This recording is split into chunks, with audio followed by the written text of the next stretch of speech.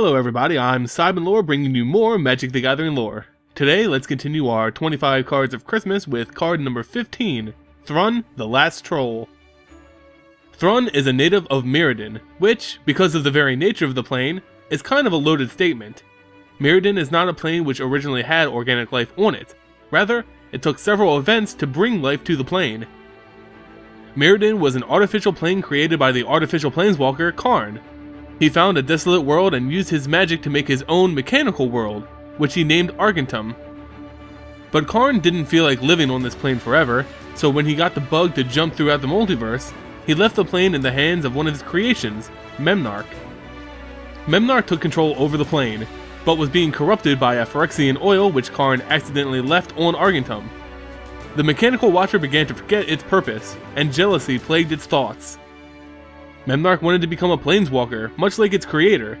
It knew that if it was possible for Karn, it must be possible for it as well. So Memnarch got the crazy idea to steal the planeswalker spark from another living being and implant it into itself. Only one problem, Argentum had no organic life which could have a spark. This was no obstacle for the genius machine, however. He gathered organic life from all over the multiverse using a soul transverser. As he transported new life to the plane, Memnarch renamed the world to Mirrodin. He successfully integrated plant life, elves, humans, goblins, Loxodons, Leonin, and trolls such as Thrun. These creatures evolved over time, taking on the artificial components of their new world. These new species, known as Mirrans, were a perfect fusion of flesh and metal. Thrun, like many other trolls on Mirrodin, is a wise and knowledgeable creature. He is not one of the original creatures to appear on Mirrodin, but he had lived on the plane for several generations.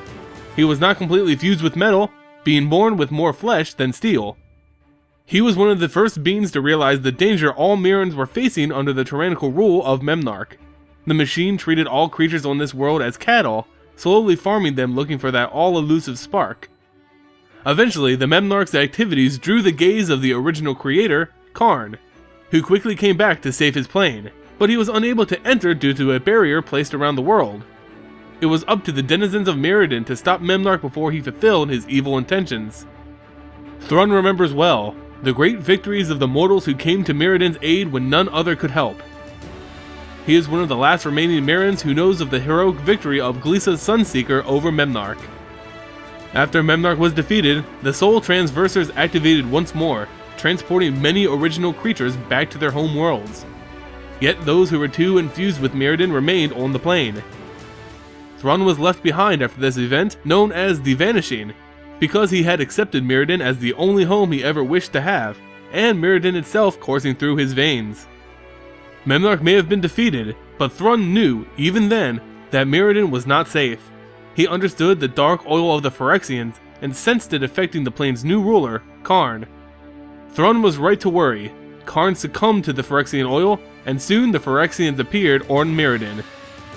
Thrun stood by and said nothing about the world's inevitable corruption, an act he regretted as the Phyrexians began to slaughter the native Mirrans. He wandered in sadness, alone in self-exile for years until he came across an abandoned infant child. The baby, who he named Melira, was a human girl who was completely barren of all metal on her body since birth. She had a rather unique ability. Her body naturally resisted the glistening oil which the Phyrexians were using to conquer the plane. This oil corrupted all beings who came into contact with it, turning them into pure-hearted Phyrexians. But Melira could resist this corruption. Thrun raised the child, knowing that her and her ability would be the only hope for Mirrodin should it fall. Thrun's predictions came true as Mirrodin eventually did fall to the Phyrexians. Mira went on to play an important role in freeing the planeswalker Karn and ultimately pushing back the Phyrexians on Mirrodin. Without Thrun's training, wisdom, guidance, and support, Melira would have surely died in the jungles where she was abandoned. He was crucial in forming the final resistance which could save Mirrodin from the Phyrexians. So, there you go guys, the lore behind Thrun the Last Troll and the 15th card of Christmas. If you enjoyed the video, please like and subscribe and make sure you return tomorrow for the next card of Christmas. As always, thank you for watching and I'll see you next time.